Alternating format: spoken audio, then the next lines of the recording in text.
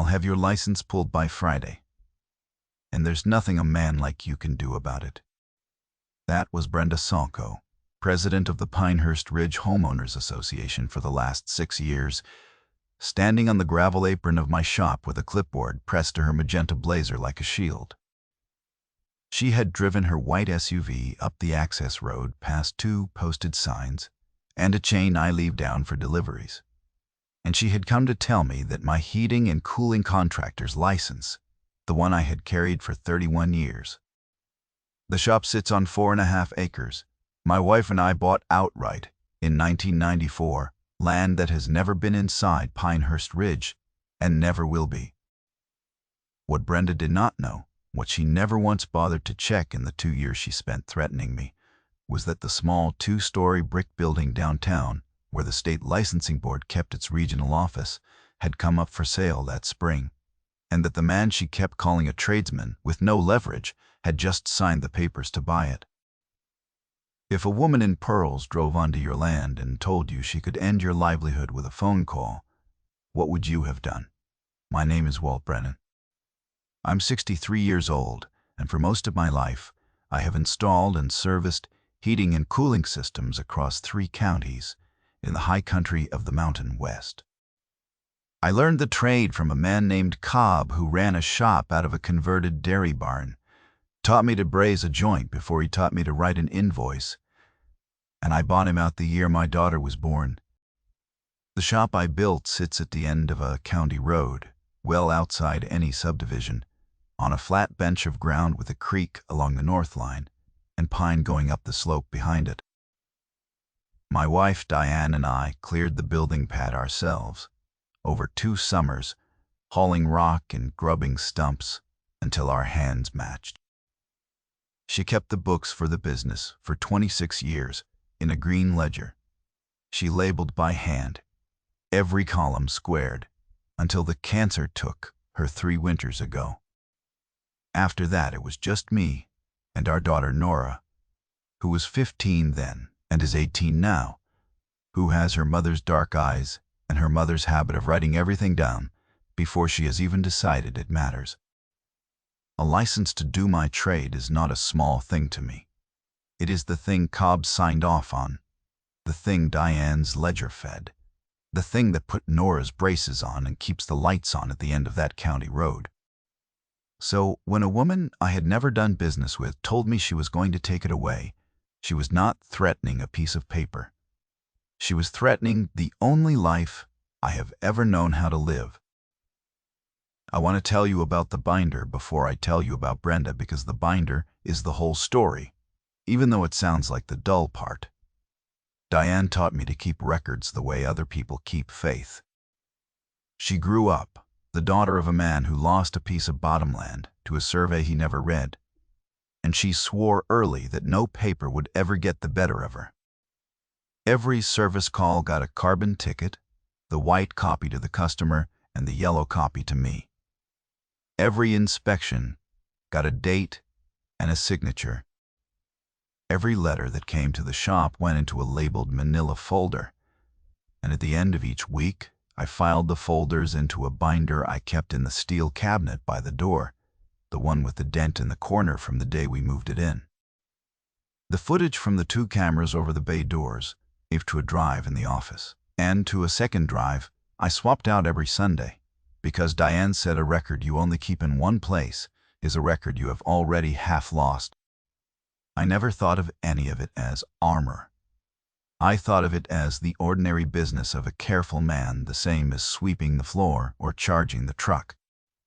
By the time Brenda Salko decided my license was her concern, I had 31 years of clean records, every renewal stamped and filed, every customer ticket accounted for, and not one complaint upheld against me in all that time.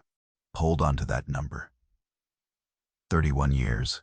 Pinehurst Ridge went up across the county road from my property in 2009, a gated cluster of large homes on what used to be the Aldous cattle lease.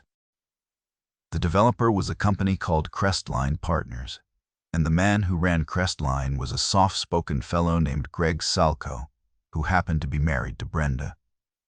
I did not know that when the trouble started. I learned it the way the protagonist always learns the real motive in these stories, slowly, by pulling on a thread that did not want to come loose. For the first several years, the HOA and I had no quarrel. I plowed their entrance road a few times during bad storms.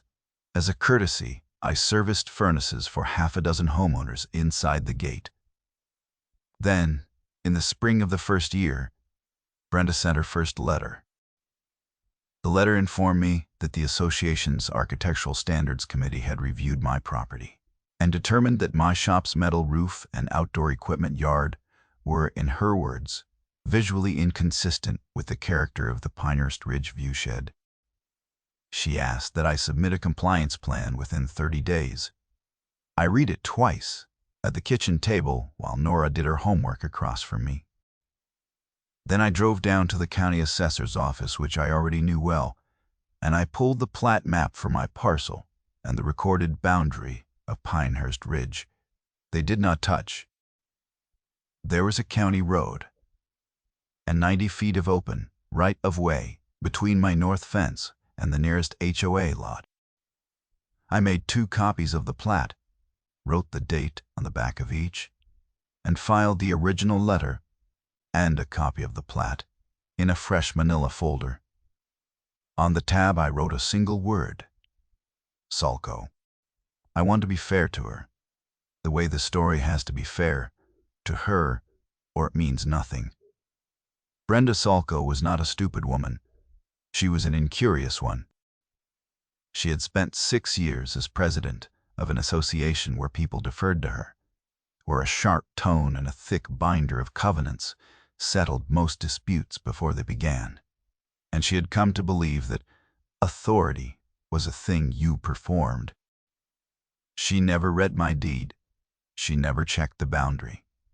She decided that because she could see my shop from the road inside her gate, my shop was, as she would say to me more than once, functionally part of our jurisdiction.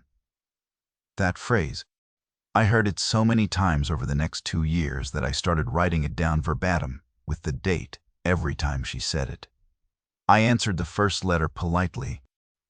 I wrote that my property lay entirely outside the boundaries of Pinehurst Ridge, that I had enclosed a copy of the recorded plat for her reference, and that I would of course comply with any lawful requirement that actually applied to me. I dropped it in the mail certified, kept the green card when it came back, and filed it. I thought that would be the end of it. It was the first step on a staircase that would take 2 years to climb. That summer the second letter came, and this one had teeth. The Architectural Committee had levied a fine: $200 for the metal roof, $200 for the equipment yard, and $50 a day, until I came into compliance. The letter was signed by Brenda as president, and by a man named Doyle France as the association's attorney. I had never agreed to anything with Pinehurst Ridge. I had never signed a covenant, never bought a lot, never accepted a single benefit of membership. You cannot fine a man who is not a member of your club for the crime of owning land near it. I knew that. I also knew from 31 years of dealing with letterhead that the people who send these letters are counting on you not knowing it and counting on the fine sounding official enough to scare you into paying. I did not pay. I wrote back, certified again, and I added a line that I would later be glad I added.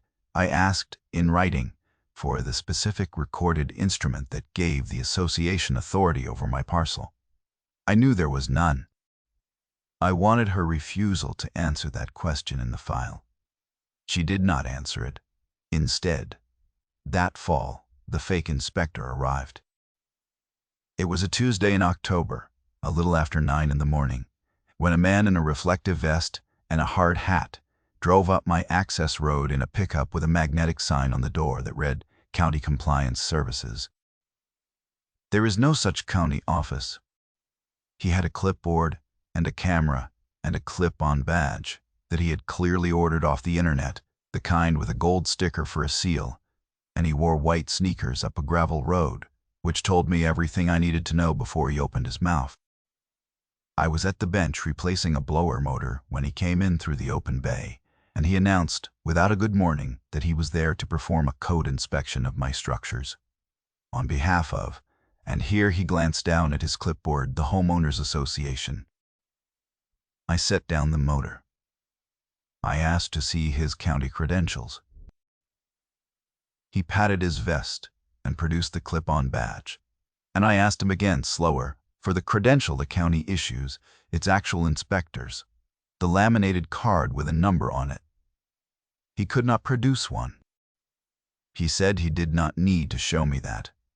I told him he was standing on private property 4.5 acres outside any association, and I asked him to leave. He took 3 photographs of my equipment yard before he got back in his truck, and as he backed down the drive, I took 4 photographs of my own. The truck, the magnetic sign, half peeling at the corner, the plate, and the man's face through the windshield. That afternoon, I drove the photos and the plate number to the actual county code enforcement office, where a woman named Pam at the front desk ran the plate and the business name and confirmed for me, in writing, on her own letterhead, that the county had dispatched no inspector to my address, that there was no department by the name County Compliance Services, and that operating a vehicle with a sign implying county authority was itself a matter she would be referring upward. I thanked her. I filed Pam's letter behind my 4 photographs, with the date on the back of each. That was incident number 3, and it was the first one that crossed from rude into something a lawyer would call a problem. I need to introduce you to Sergeant Ladd here, because he matters, and because I want to be clear about who he was and was not. Marcus Ladd was a sheriff's sergeant I had known for years, the kind of man who waves from his cruiser and remembers your daughter's name. After the fake inspector, I called the sheriff's office to report it, and Ladd came out himself. He looked at my photographs and my plat and Pam's letter, and he was honest with me in a way I respected. He told me that the association had been calling the sheriff's office about me too, complaints about my shop, my deliveries, my hours. He told me that when someone files a complaint, the office has to log it and look into it whether it has merit or not, because that is how the system works and how it is supposed to work. He told me he could not arrest a woman for being wrong. What he could do, he said, was take a report each time, and that if I kept building a documented pattern, a clean dated photographed pattern, then at some point that pattern would speak for itself to a judge or prosecutor in a way that no single incident could. He said it would take a while. He said it might take a dozen incidents before anyone with real authority could act. Then he said something I wrote down. He said, "You keep your records the way you've been keeping them, Walt, and one day they'll do the talking for you." He was a constrained man, doing an honest job inside the limits of it, and I never once asked him to step outside those limits, so I built the pattern. Through the winter and into the next spring, the letters kept coming, and each one went into the binder. A notice that the fine had grown to over $4,000. A demand that I attend a compliance walkthrough at the association clubhouse, which I declined in writing. A letter from the attorney France threatening a lien against my property, a property his client had no recorded interest in. I answered every one calmly, certified every reply, and each time I asked again, in writing, for the recorded instrument that gave them authority. They never produced it, because it did not exist. Every letter that failed to produce it was another page that proved my case for me. By the spring of the second year, the Salco folder had become 3 folders. The fine on paper had passed $9,000 I had collected, and they had collected from me exactly nothing. It was around then that I started to understand the why of it, and the why changed the whole shape of the thing. Nora, who had taken to helping me sort the mail at the kitchen table, noticed something I had missed, that the demolition notices and the little wooden survey stakes appearing along my north fence were not only coming at me, but pointing somewhere. One evening in late spring, she came in from the end of the drive with a glossy flyer that had been left rolled in our gate, and she did not say anything. She just put it on the table in front of me and tapped the picture on it.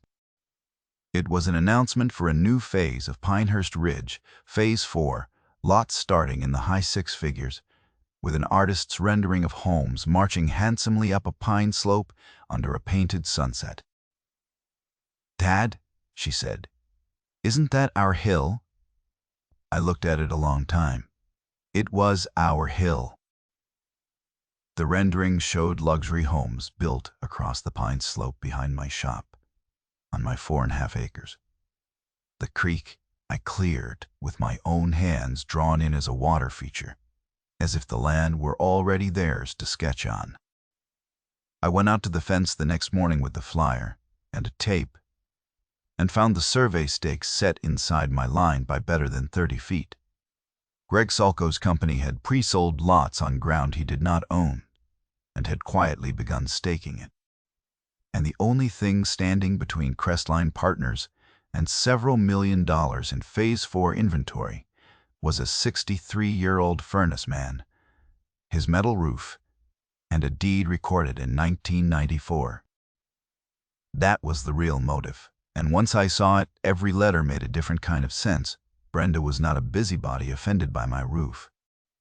Brenda was the public-facing instrument of a development scheme that needed my land. And the fines and the fake inspector and the lean threats were not about aesthetics at all. They were about pressure. They wanted me to sell, or to fold, or to make a mistake. I did not tell them I knew. I filed the flyer behind Pam's letter. I had Nora write down the date she found it, and I kept my mouth shut, because a man who shows his hand stops being underestimated, and being underestimated was the only real advantage I had. Except it was not the only one. This is the thing I told you at the start, the thing Brenda never checked. I want to fold in here how the second advantage came to be, because it is the heart of the whole matter, and I do not want you to think it fell out of the sky. The state board that issues and disciplines contractor licenses, the same board Brenda kept threatening to call, kept its regional office in an old 2-story brick building on Main Street downtown, a building owned for decades by a local family named Teague. I knew the building because I had paid my license renewals at its counter for 31 years, and I knew the Teagues because I had serviced the boiler in that building since before Diane died. Old Mr. Prosson. Teague had passed that winter, and his heirs, scattered across the country and uninterested in being landlords, had quietly put the building on the market. My broker, a steady woman named Joan, who had handled my affairs since Diane's estate, called me one afternoon in the second spring and told me the Teague building was listed, and that the licensing board's lease was month to month and had been for years because the Teagues never bothered to formalize it. The board was a tenant, a month-to-month tenant in a building anyone could buy. I sat with that for a long time. I am not a wealthy man, but Diane and I had been careful, and the shop had done well, and the life insurance and the careful years had left me with enough. I drove down to Main Street the next morning and stood across the street from the Teague building with a cup of gas station coffee and just looked at it for a while. 2 stories, soft red brick, a stone lintel over the door with the year carved into it, a furnace in the basement that I had nursed through 15 winters and knew better than anyone alive. The licensing board's frosted glass door was on the 2nd floor. I had walked up those stairs to renew my license more times than I could count, had stood at that counter and handed over my check and collected my receipt and thought nothing of the room around me. I talked to Nora about it that night at the kitchen table. the same table where I had read Brenda's first letter. I told her it was a strange thing to do, to buy an office building because a woman in pearls kept threatening you. I said it out loud, half expecting her to talk me out of it. Nora, who is smarter than I am, did not. She put her pencil down and thought about it the way her mother used to, chin on her hand, and she said it was not strange at all. She said it was just documentation in a bigger form. If they were going to keep pretending to have authority over us, she said, maybe it was time the real authority paid rent to us instead. Then she went back to her homework like she had said something ordinary. I bought the Teague building that May. Joan handled the closing. The deed recorded on the 17th, free and clear. My name and the estates on the title where the Teague families had been for 60 years. I told no one outside Joan and Nora. The licensing board kept paying its month-to-month rent to the same property management account it always had, and never once looked up to see whose name was now on the deed of the building it sat in. And Brenda Salko kept threatening to call my landlord without ever understanding that she had the entire arrangement exactly backwards. The staircase kept climbing through that second summer, and the steps got steeper. In June, Brenda escalated past letters and into my customers. I started getting calls from longtime clients inside Pinehurst Ridge telling me that the association had circulated a notice, warning homeowners that hiring me violated community vendor standards and could result in fines of $200 per occurrence. One of my oldest customers, a retired school teacher named Edith Pryor, called me on a Saturday morning nearly in tears. She had been my customer since before the gate ever went up, since the days when her late husband ran the well co-op, and she did not rattle easily. She said, "Walt, I got a letter, and it says, if I let your truck through the gate again, they'll fine me, and I don't understand. You've serviced my furnace for 15 years. I told her to slow down. I told her not to worry, to keep the letter, and to let me come make her a copy of it. She did better than that. The next morning, she drove the original out to my shop herself, in her old sedan, and she walked into the bay and put the letter flat on my bench, and smoothed it with both hands, and said she would swear to it in front of anyone who asked, a judge, a board, the devil himself. I made 2 copies. I had her write a short note on the back of the original in her own hand, saying when she received it and from whom, and I had her sign and date it. That letter, with Edith's signed note on the back, went into the binder as incident number 9. The association was now interfering with my business contracts, and it had put that interference in writing on its own letterhead, and a customer of 15 years had volunteered to testify to it. When I brought it to Sergeant Ladd, he did not smile, because he was not that kind of man, but he tapped the page once and said, "That's a real one, Walt. That's tortious. Build 2 more like it. I did not have to build them." Brenda built them for me. In August, she crossed the last line, the one that turned a civil mess into a crime. On a Thursday morning at 7:40, while I was downtown unlocking the shop's post office box, 2 men with a flatbed truck and a cutting torch arrived at my access road, sent, they said, by the association to remove the unpermitted gate and chain at the entrance to my property. Nora was home alone. She called me, and I want you to hear how that call actually went, because the story does not get to clean it up. She said, "Dad, there's men. They've got a torch on the gate." I said, "Lock the house." And she said, "I did. Who are they?" And I could hear the saw of the torch starting behind her voice. And I said, "Do not go outside. I'm calling Ladd." She stayed on the phone with me the whole 19 minutes it took me to get home, and she did exactly right. She stayed inside. She filmed the men through the kitchen window, and the footage saved to her phone, and to the cloud showed two contractors cutting through a gate on private property, posted with no trespass signs. On the instruction of the Pinehurst Ridge Homeowners Association. By the time I got home, Ladd's cruiser was already in my drive, lights turning, and the two contractors were standing very still beside their flatbed, having figured out a few minutes too late that they had cut a chain on land that was not what they had been told it was. Ladd took their statements.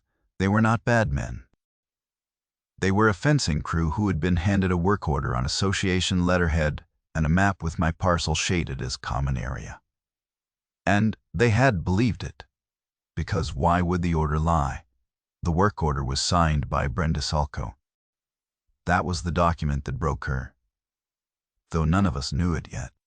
She had put her name on an instruction to enter and damage private property, and she had attached a map that misrepresented the recorded boundary, and she had done it in writing.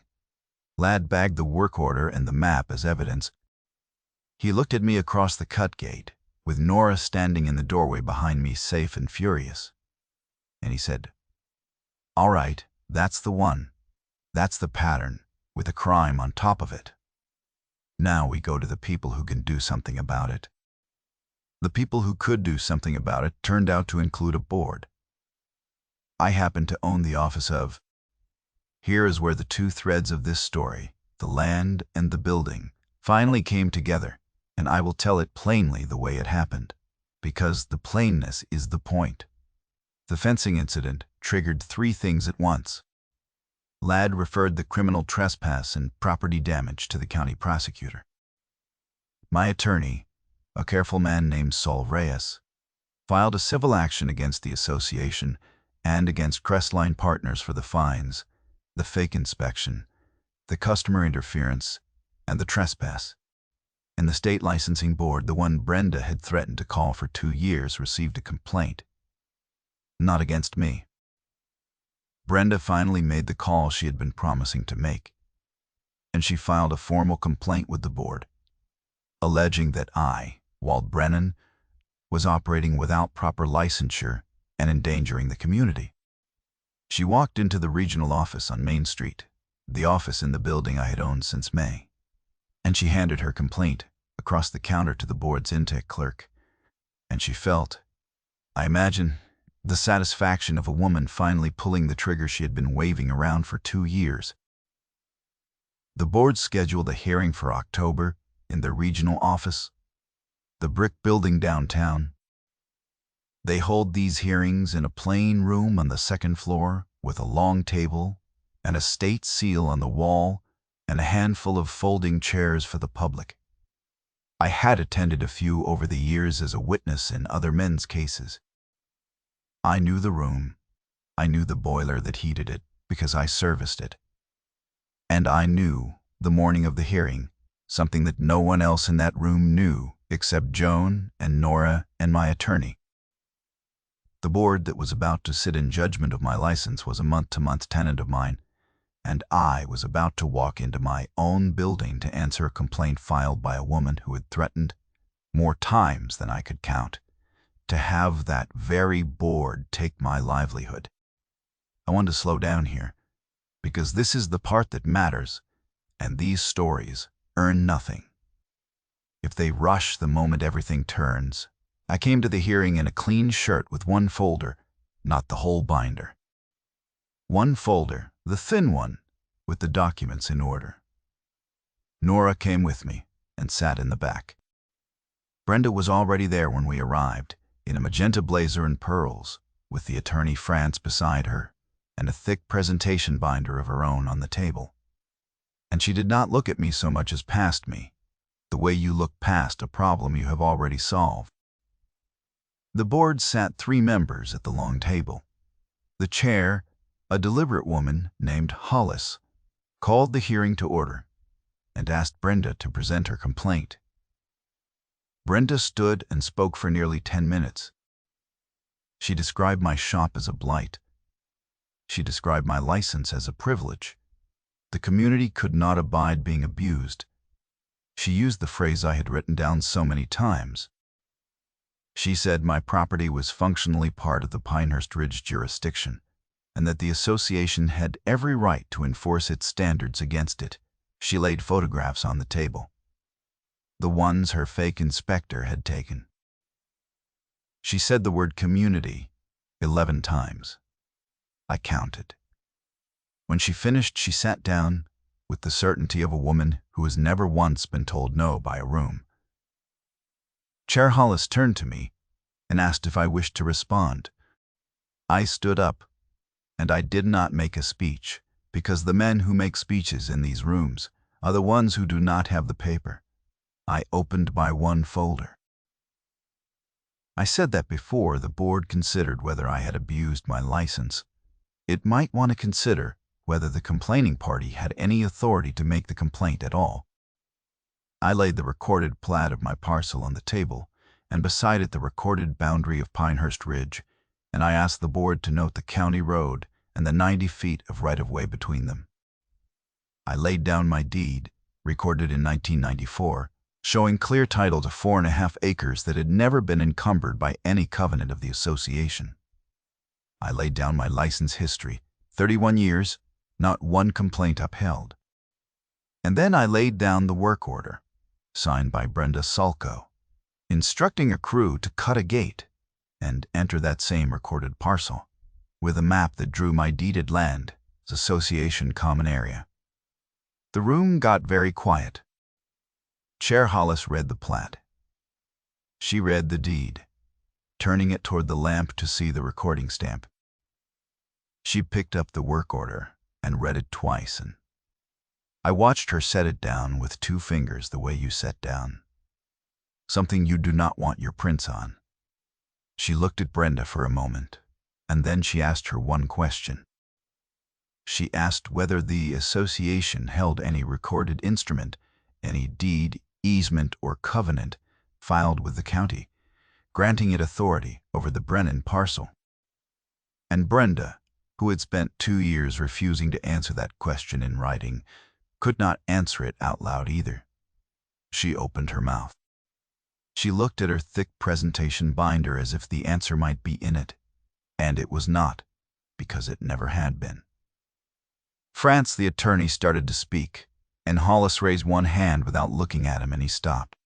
The silence in that room went on long enough that I could hear the furnace I serviced ticking in the wall as it cycled, the building itself filling the quiet. Hollis said for the record that the board found no basis whatsoever for the complaint, that the parcel in question lay wholly outside the association's jurisdiction by its own recorded boundary, and that the matter of the work order would be referred to the proper authorities, as it appeared a complaint of a very different kind might be warranted. 31 years clean on my side of the table. On hers, a fine that had climbed past $9,000 and never once been lawful. A forged inspection, a circulated letter that had cost her own members real money, and a signed order to commit criminal trespass on a parcel she had never bothered to look up. The numbers were not close. Anyone in that room could point to both and feel the gap. I did not gloat. I want to be honest that I wanted to. For one hot second, the way anyone would. Diane did not raise me to crow, though.